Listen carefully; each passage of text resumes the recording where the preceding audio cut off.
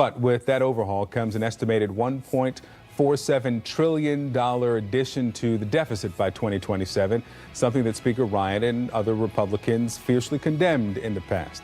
Joining us now to reconcile several elements of the legislation, Republican strategist Evan Siegfried, Republican commentator Joseph Borelli, and CNN political commentator and Democratic strategist Maria Cardona. Good morning to everybody. Good morning, Victor. So let's start with that number, $1.47 trillion, that number coming from the Congressional Budget Office. I'd like to go to the Joint Commission on Taxation that did a dynamic scoring, which means they took into account the potential economic growth. They say that economic growth will account for about $450 billion. Still, there will be this $1 trillion addition to the deficit within 10 years. Joseph, first to you.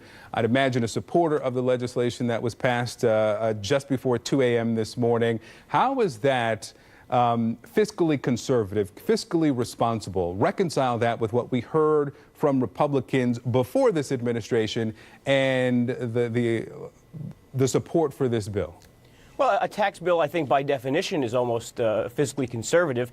And let's be clear, a tax bill that reduces taxes is also, by definition, going to increase the deficit. And that's why I think you have people like President Trump and Paul Ryan going out there and saying, even before this bill was passed, that looking at government spending has to be something that happens right after this tax bill is married with the Senate House bill and signed by the president. Maria, to you, many Republicans, even a couple we've had on the show this morning, ask where was this concern for deficits in the last 8 years during the Obama administration from Democrats? To that you say what? Well, I mean, Democrats have always been concerned with the deficit, but we've also been concerned about the well-being, the economic well-being of the working class and middle class voters. And this tax scam bill is something that is a huge wet kiss to billionaires and millionaires like Trump and to wealthy corporations who get permanent tax cuts, by the way, while the individual tax cuts sunset over 10 years.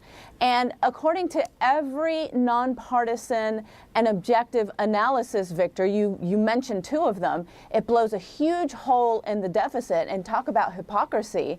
You know, you had Paul Ryan on earlier quoting himself saying that the deficit was a huge problem. Well, what about now? It's not a huge problem now.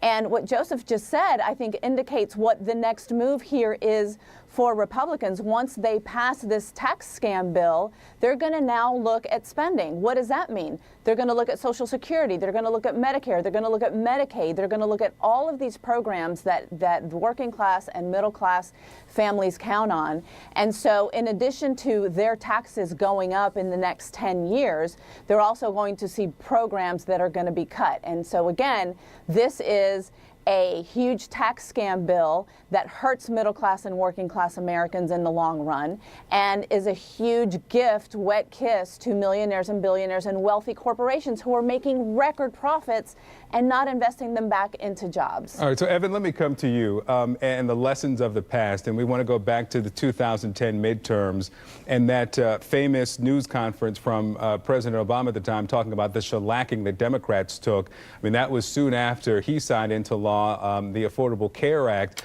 Are Republicans just a little too gleeful about passing this major legislation looking ahead to the 2018 midterms?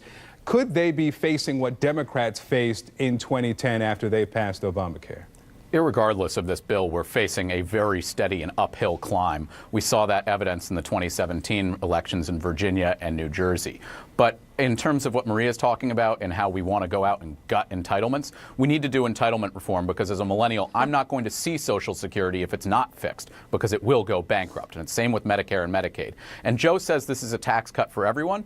No, it's actually a shadow tax increase on most Americans. The SALT deduction being eliminated is a $72 billion tax increase on New Yorkers. If you live in Oregon, the average Oregonian is going to see a $500 tax increase. If you live in Ohio and you work in one county and live in another, you will be quadruple taxed on every dollar you make. It's an absolute scam, as Maria said. The SALT deduction being eliminated is terrible. At the same time, we have talked about, as being fiscally conservatives, we have talked about the debt and how the dynamic score was the most important score. And the dynamic score came out and it said still increases the deficit by $1 trillion. The president himself campaigned on the record deficit. We're now almost at $22 trillion, and I'm going to be having to pay for that. Joe's going to have to pay for that, not the president.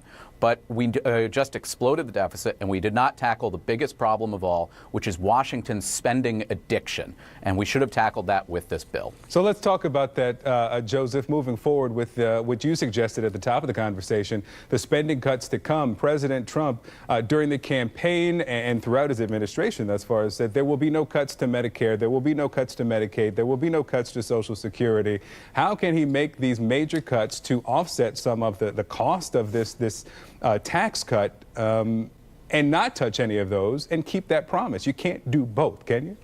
Well, I think it's certainly something that will be difficult to do. I mean, but at the end of the day, you know, the Congress has voted to waive sort of these pay-as-you-go restrictions that have triggered some of these almost doomsday cuts for social services in the past. And we saw that when President Obama passed his stimulus bill in 2009 and raised the deficit by actually slightly more, I believe, than what President Trump and the GOP are talking about now. I think Democrats should be a bit cautious in the sense that they might actually get what they wish for, something that which we haven't seen in a while, an emboldened GOP Congress that actually works to do some of the things that my good friend Evan was talking about actually looking at some of the sacred cows of our government spending and reforming them. Maria? So here's, I think, something that people need to keep in mind.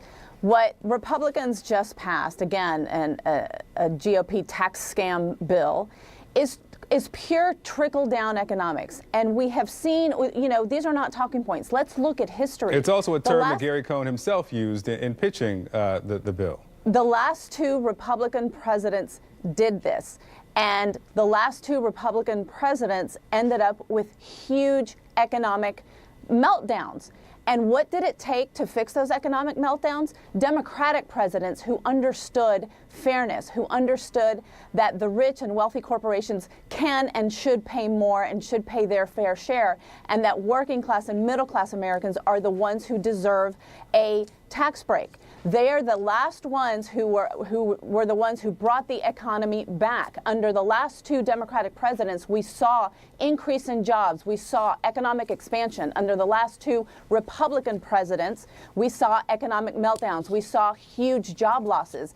So right there, history is our teacher, and we're going back down to trickle-down economics. You can't really look at one fair economic analysis that says that this tax scam bill is something that would work long-term for the economy and that would actually balance the budget. It does exactly the opposite. All right, conference committee is up next. We'll see how the House and the Senate will reconcile the two pieces of legislation that each chamber has passed, and then it heads off to the president's desk. Maria Cardona, Evan Siegfried, Joseph Borelli, thank you all.